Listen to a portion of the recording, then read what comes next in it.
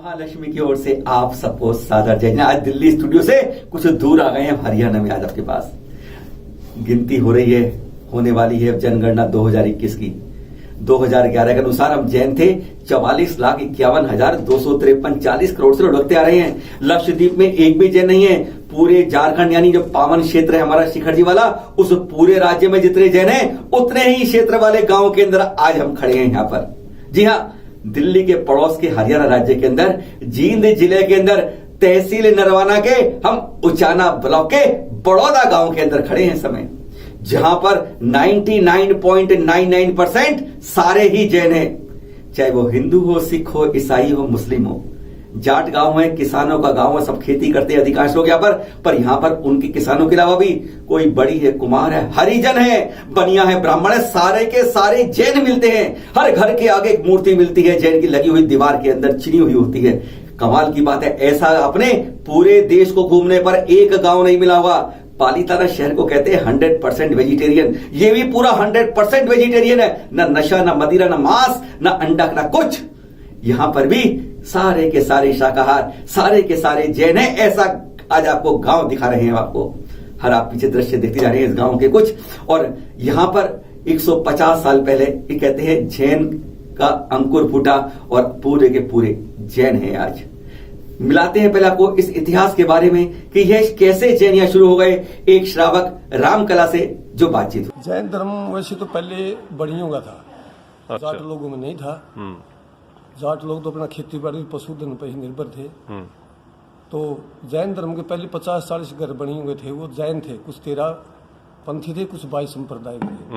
लेकिन जब समय आया, 2 संत गंगाराम और तीराम विचरते विचरते इस बांगर की भूमि पर आ गए, यानी कि गांव बड़ौदा में आए। तो उनके आने में एक छोटा बालक था जिसका नाम मायाराम था।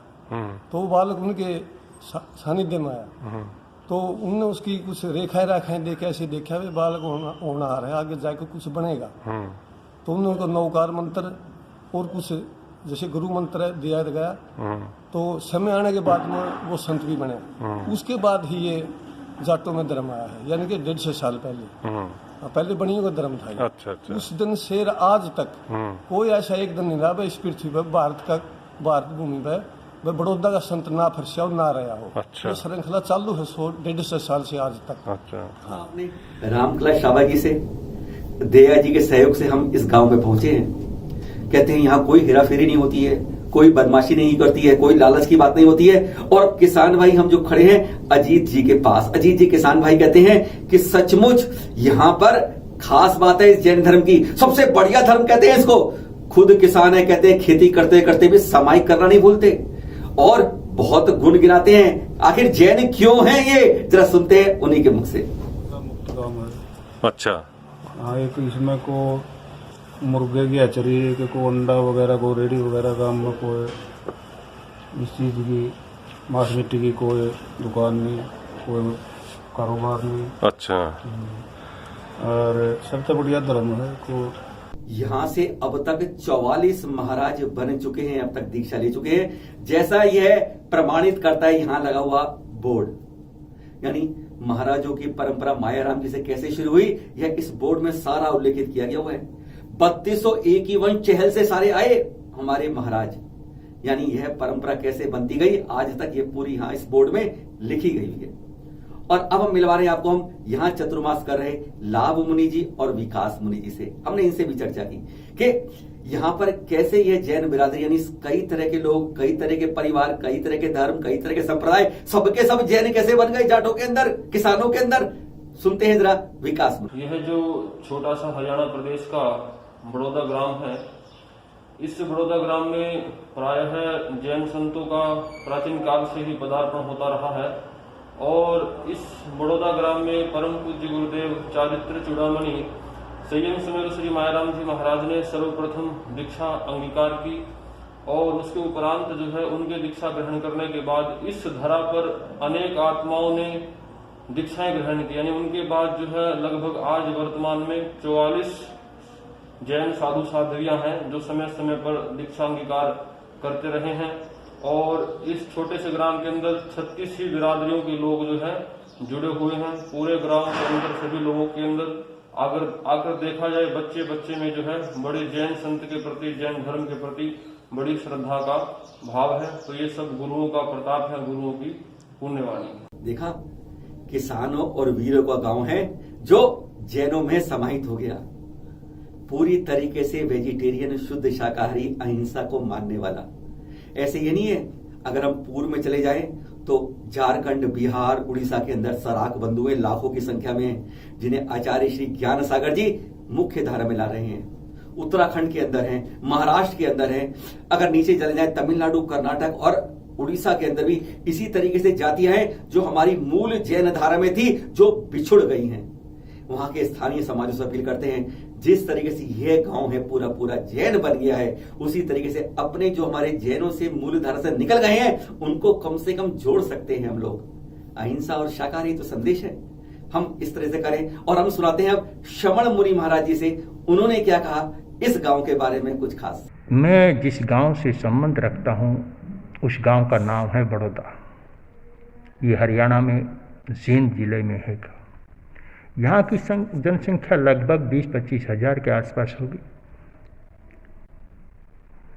और यहाँ से 50 से ज़्यादा साधु साध्वी बन चुके हैं। यहाँ की सबसे बड़ी विशेषता है कि ये जाटों का गांव है। बहुलता जाटों की है, बाकी सभी प्रकार की जातियाँ हैं, ब्राह्मण, जाट, गुज्जर, मिस्त्री, वाल्मीकि, हरिजन, सभी प्रकार की जातियाँ, मुस्लिम भाई भी। इस गांव की विशेषता यह है कि जो इस गांव में है, चाहे वो मुस्लिम ही क्यों ना हो, वो भी जैन धर्म को स्वीकार करता है। कुछ मुस्लिम भाई समाय करते हैं, अठाइयाँ करते हैं, तप करते हैं, जैन धर्म के पाठ का, नौकार मंत्र का जाप करते हैं। हरिजन और दूसरी जातियां, जाट वगैरह, जो अग्रवाल वगैरह जो रह गई, उनकी तो बात साधारण है। यहाँ का जो विशेषता है कि आप इस गांव में, पूरे गांव में घूमोगे तो आपको एक विशेष बात देखने को मिलेगी कि हर घर के सामने भगवान महावीर स्वामी का चित्र और नौकार मंत्र, गुरु मायाराम जी का चित्र और नौकार मंत्र मिलेगा। ये इस गांव की विशेषता है कि पूरे का पूरा गांव, उसमें हरिजन भी आ गए, क्षत्रिय भी आ गए, जाट भी आ गए, सभी प्रकार के लोग जैन धर्म को मानते हैं। ले गए थे हम आपको दिल्ली से, यहाँ स्टूडियो से 120 किलोमीटर दूर जींद जिले के बड़ौदा गांव में। खुशी होती है उस गांव के अंदर कि सारे के सारे जैन बंधु हुए। फर्ज है हमारा भी कि हम जो हमारे रास्ते से भटक गए हैं, हमारे मूल द्वार से भटक गए हैं, उन सबको हमें अपने साथ जोड़ना है। हर भाई बंधुओं को यह हमें एक प्रकार से संकल्प लेना है। जिस गिनती में हम थे आज से 2600 साल पहले, उसी गिनती तक पहुंचाएंगे। आज नहीं तो कल, नहीं तो एक समय तो ऐसा आएगा कि हम भी अपनी गिनती को बढ़ा पाएंगे। कारण बहुत है हमारे कम होने के, पर कई कारण हम बनाएंगे अपनी गिनती को बढ़ाने के लिए। फिर मिलेंगे अनोखे एपिसोड में आपके साथ। सादर जय जिनेंद्र। पर भूलिए मत फॉरवर्ड करना, शेयर करना और चैनल को सब्सक्राइब करना।